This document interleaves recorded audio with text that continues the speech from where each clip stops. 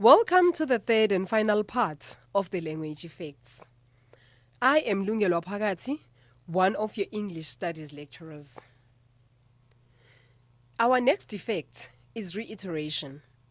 As the word indicates, it focuses on repetition. Poets tend to do this often. However, it is a style applied in other genres. For example, in Shakespearean plays, you find the same idea being repeated in different forms within a character's utterance during a dialogue or a monologue.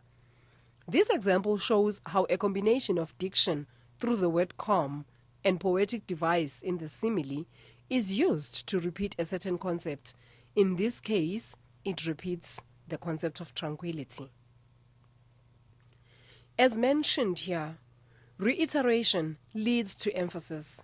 The peaceful atmosphere is emphasized through the repetition of related words. Do note that other language features can also show emphasis, like the adverb very.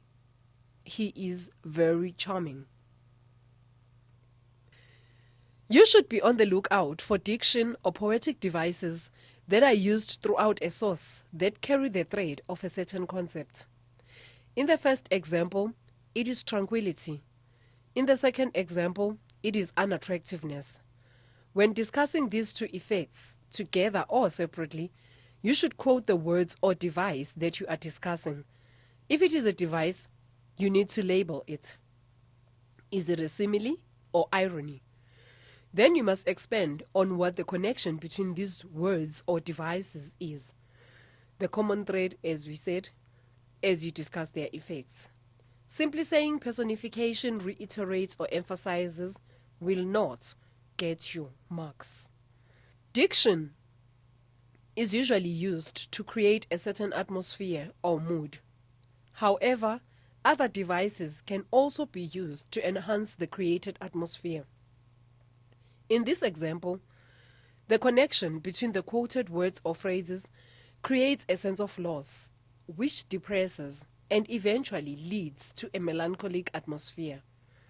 Note how tropes, allusion and metaphor in this case are used to enhance the atmosphere created. You must always specify which atmosphere is created in your discussion. Language that creates a certain atmosphere will invariably evoke emotions. Note how diction used in the previous example to create a melancholic atmosphere also evokes sympathy in the reader. Through reiteration of these concepts of melancholy in the paradox, the emotion evoked is intensified. Persuasive texts tend to use language that is intended to evoke emotions. Find a speech and identify language that has been used to evoke your emotions as the reader.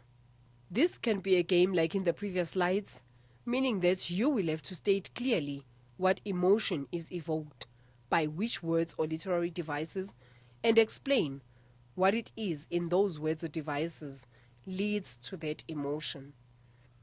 I have placed this effect at the end because it is connected to most of the effects discussed before. This effect is closely related to implicature. Page 84 and 85 of the ENG 2602 study guide discusses this. You may refer to it.